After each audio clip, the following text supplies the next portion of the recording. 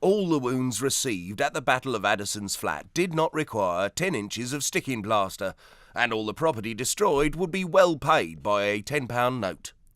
During the West Coast gold rushes of the 1860s, Addisons Flat, about 13 kilometres south of Westport, was the site of a miners' tent town filled with Irish migrants. In 1868, it was the site of a skirmish between Irish Catholics and Protestants. The 1860s gold rushes saw a large influx of migrants to the West Coast, many of them originally from the United Kingdom. Most arrived under their own steam, rather than as assisted emigrants.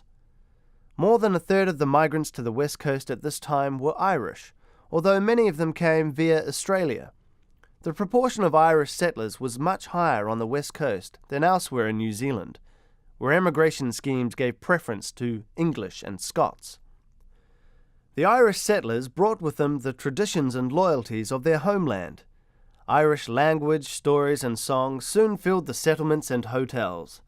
From the 1860s, St. Patrick's Day was a big social occasion on the coast, with sports, horse races, dancing and drinking.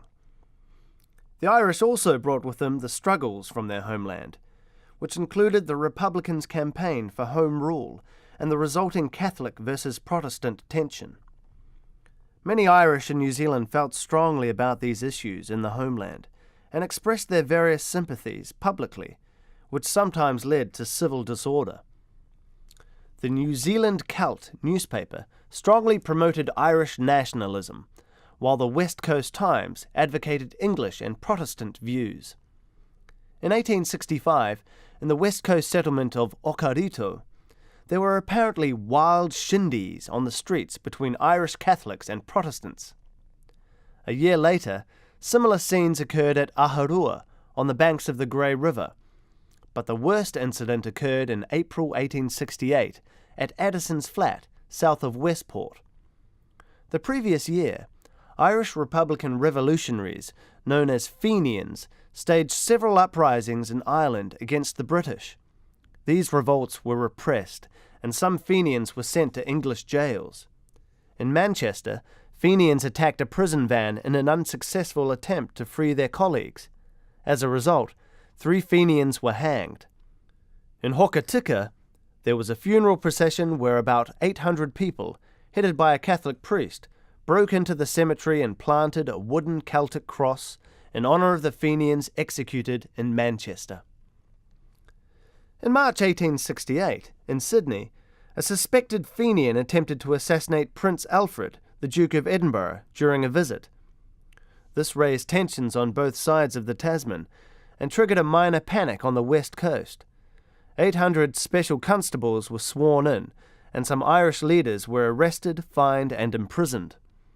During the next days, Irishmen from the surrounding districts mustered in force at Addisons Flat, fully expecting an attack by government forces, while in Westport, the Loyalists vainly urged the authorities to allow them to march against the enemy.